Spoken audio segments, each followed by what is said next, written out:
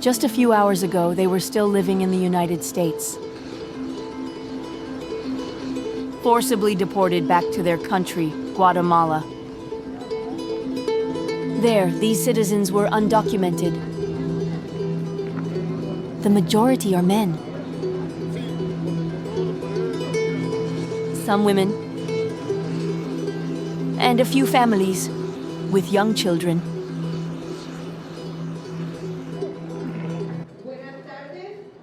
Hello. Welcome everyone to Guatemala. You have just arrived at the center of the Guatemalan Institute of Migration. The procedure starts at these counters. You will need to provide your personal information there. Your name, date of birth, your destination, and a phone number.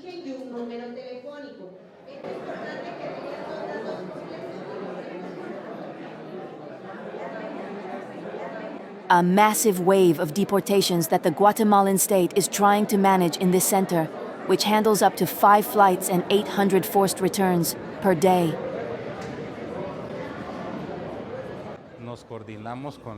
We coordinate with the American authorities to receive the incoming flight schedules, which allows us to organize ourselves to take care of all these people.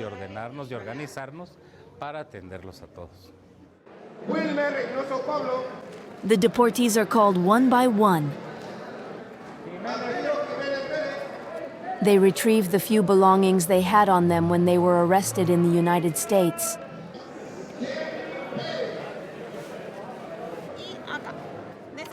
Do you need shoelaces? Yes, thank you. They are given a bag of food and shoelaces, which were removed during their detention to prevent suicides or assaults.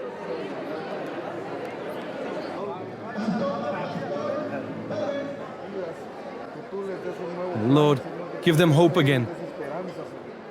A priest walks among them to support them through this ordeal. Watch over their families who remain back in the United States. Amen. Some have lost everything after sometimes more than 10 or even 20 years in the United States. Is this an international or domestic call? During their arrest, their phones were confiscated. The center's staff helped them contact their families. Hi. It is Thelma. I am calling because I am... Wait, where are we? Hello, Dad. I'm in Guatemala. I am at the airport, but I do not know the address, and I do not know who is coming to pick me up. I am telling you, Dad, that when I was arrested in the United States, I was scared. Hello, Mom. I have arrived. I'm at the return center in Guatemala. Among the 135 deportees on the flight from Texas is Jose.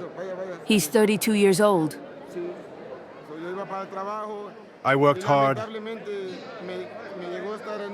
I was on my way to work. I found myself in the wrong place at the wrong time. It was supposed to be a safe place, but in this county, the police are everywhere.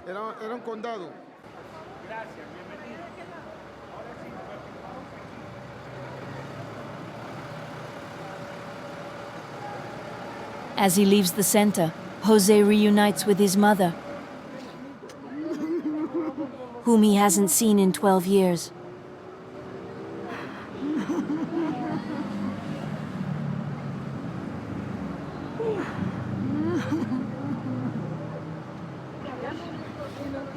His sister has also come to welcome him. I tell him not to worry, that we're here, his whole family, we his brothers and sisters, to support him.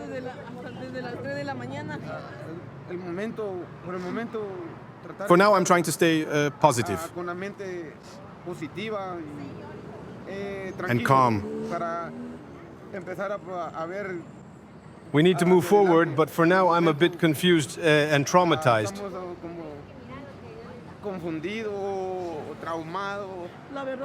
I wonder what will become of my son. What's going to happen now?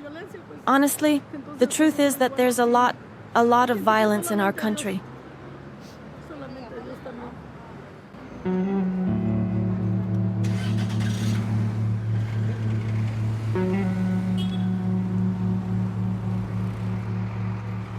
Jose grew up in a small town 7 hours away from the capital.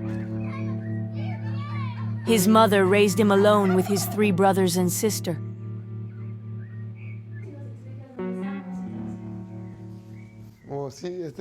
This was actually my room. I would settle in here, and I couldn't stop drawing. There was a soccer team I loved. It was Barca.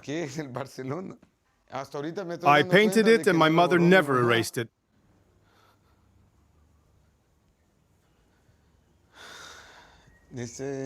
There.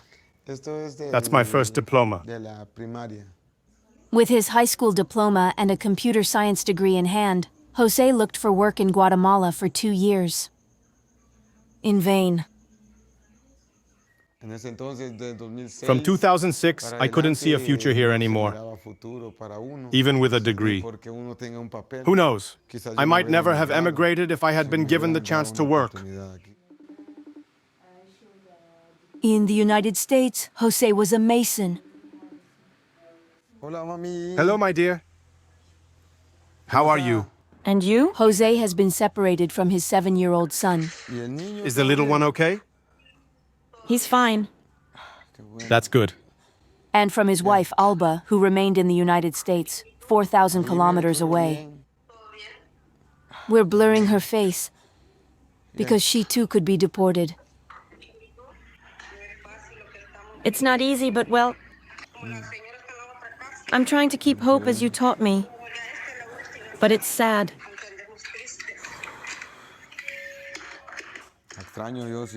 I miss you so much. I miss you a lot.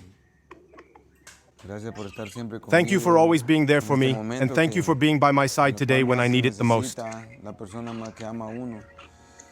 Alba, originally from El Salvador, is also undocumented.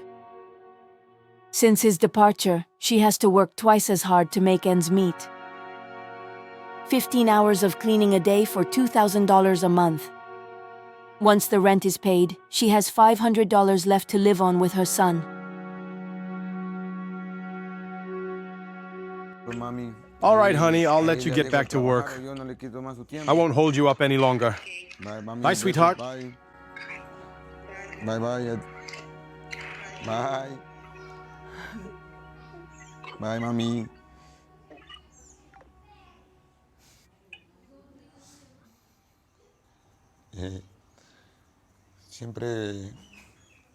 Siempre ella fue She has always been my anchor, the driving force of my life. el motor de mi vida. No sé si reír, llorar. I don't know anymore if I should laugh, cry, scream, confide in someone, or even end it all. Hasta incluso poder llegar a pensar a quitarse uno la vida. Nada me estaba contando mi esposa de que My wife told me that people don't go out anymore. And if they do, it's just to run errands. Because they saw me get arrested. Entonces, por el mismo caso. Fear has taken over the Guatemalan community in the United States. They all have these images in their minds. Violent arrests filmed and broadcast by the authorities. Donald Trump continues the anti-immigration policy initiated by his Democratic predecessors with a clear intention: to track down all illegal immigrants. At work, at their homes.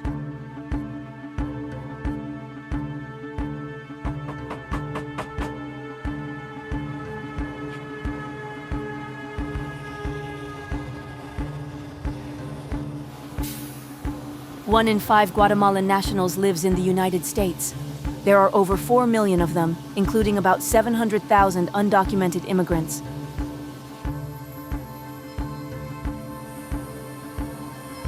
With these arrests, Guatemala has seen tens of thousands of deportees return.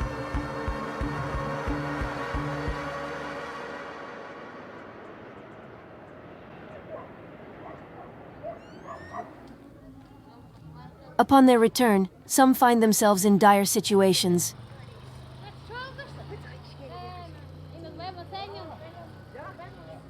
Maritza found herself homeless upon returning from the United States.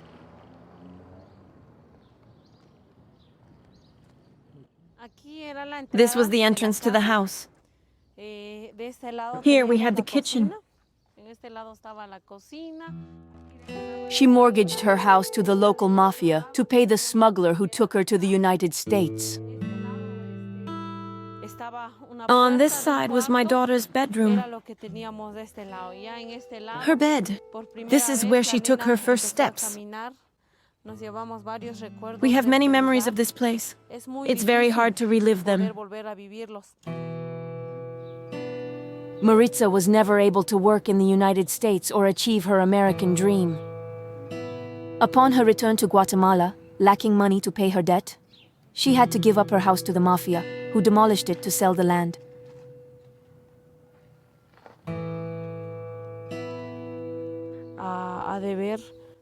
In total, we owed $58,000 because my husband and I tried to leave several times. Each time it was $10,000 up front plus what the smugglers demanded along the way. The debt increased with each attempt. With the interest, it eventually skyrocketed.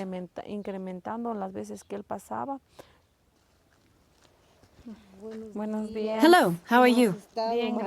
Carlili helps the inhabitants of this village. Like Maritza, many have been extorted. I've come to visit you, to see how your health is. And how is your family? Coming back here breaks my heart. It makes me very sad. But little by little we recover, we rebuild, especially emotionally. It's good that you've come back, and what matters is recognizing that you can keep moving forward, despite all the hardships you've been through with your husband and family. Psychological and legal support for the young woman who is completely destitute. Carlili works for a non-governmental organization. She sees migrants who have lost their homes upon returning from the United States every day.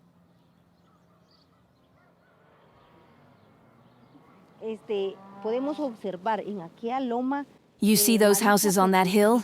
There are about 7 of them that are mortgaged because family members have emigrated. We don't know yet if these families, once they arrive in the United States, will be able to pay what they owe. Let's say that out of 100 people who leave, it's 100 people who have to mortgage their homes. Upon her return, Maritza had to find a roof over her head. She rents this house without electricity or running water with her husband, who works in construction, and her daughters.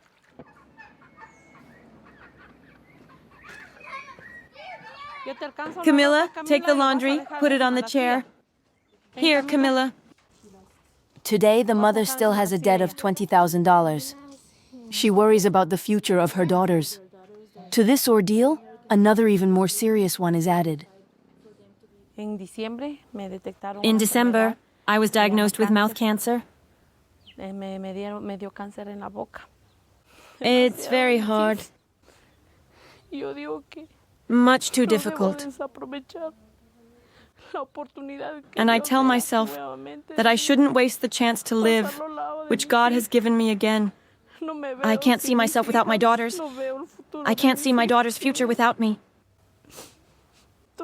Now, all I have left is to fight for them.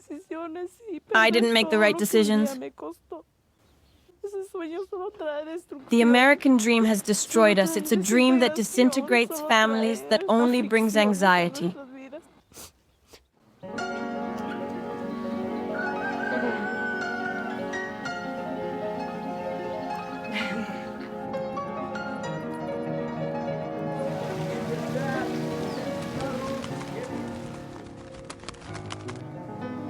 For others, the return to their homeland is less dramatic.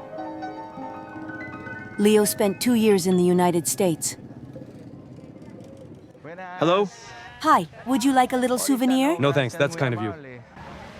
But he chose to return. Hey guys, are you guys ready for the tour? Yeah. All right, my name is Leo. What's your name? Thanks to the English he learned in the United States, he became a tour guide in Antigua, a World Heritage city. And you? What's your name? Hey, nice to meet you. Okay, guys, let's go. Follow me, and we're gonna walk a little bit, okay? Tourism is booming in Guatemala.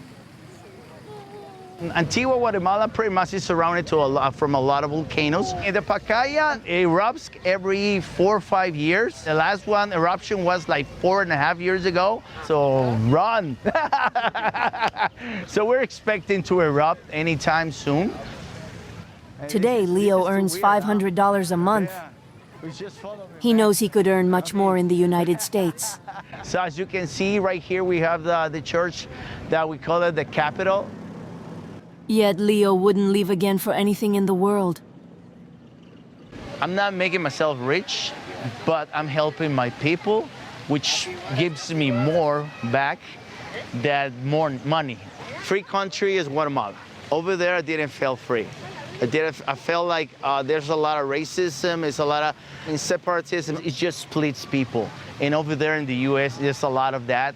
And this, look at this, it's beautiful. It's a lot of people just walking around, minding their own business. Everybody says hi to everybody, and that's what it's supposed to be. But back there, you say hi to somebody, just doesn't turn your head around, or they're just not gonna answer you. So definitely that's one of the things, that simple things that I love about my country. The government would like to keep its citizens, but with a depleted economy, it is powerless against departures. The country survives on life support thanks to the currency sent by Guatemalans in the United States. $21 billion a year. It's 20% of the GDP. This money helps finance businesses like Henry's.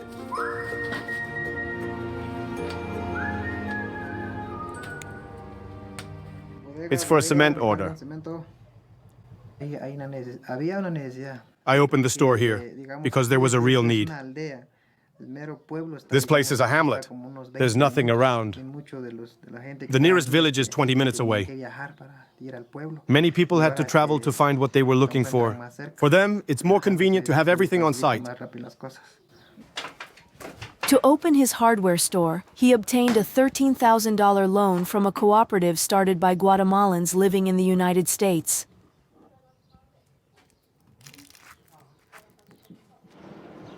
It was Rosario, the local manager of the cooperative, who granted him the loan. Hi, how are you doing? Henry was able to expand and now sells construction materials. He hired 2 people. That's wonderful. I see everyone is contributing. With a budget of $130,000, the cooperative finances 15 projects a year like Henry's. Now that the rainy season is coming, we're starting to invest in materials like sheet metal. We have a huge demand for roofing. That's great. I'm happy for Henry. Things have progressed a lot. Thanks to his store, Henry is the first of his siblings to be able to stay and work in Guatemala. His 2 brothers left illegally for the United States. Take care, Henry. I'm happy. With this money, projects are developing more and more. It's great that people are investing in the cooperative from the United States. They create businesses and, most importantly, allow residents to be self-sufficient.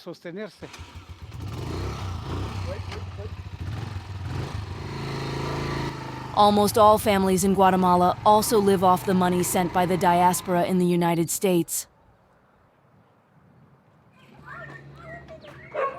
Like Jose's family. He used to send them $300 a month when he worked there. Bring the chickens over here. A loss of income for his relatives, 9 of whom live under the same roof. I earn $90 a month. I sell about 5 to 6 chickens of this size.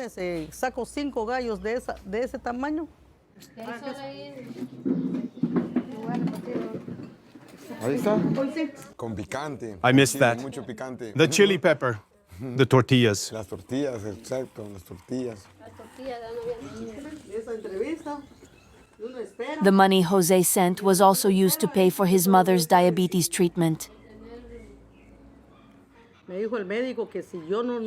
Without my medication, my eyes could be affected. My doctor tells me I risk losing my eyesight. I was counting on Jose. All I wish for, as I told him, is that he gets another chance to return to the United States, God willing.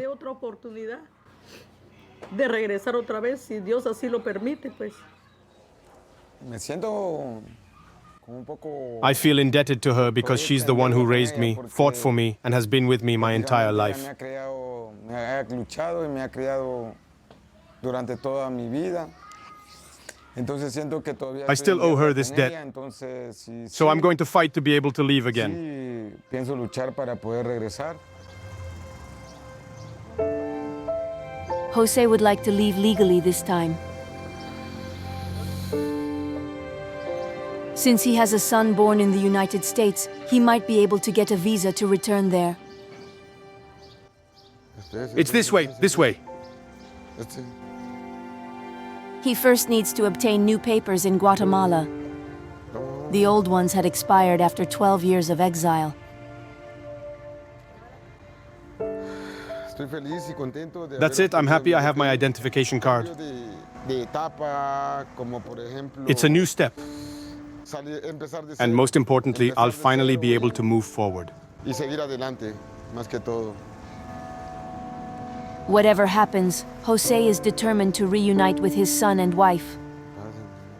Obtaining a visa could take years. So he says he's ready to leave illegally if necessary.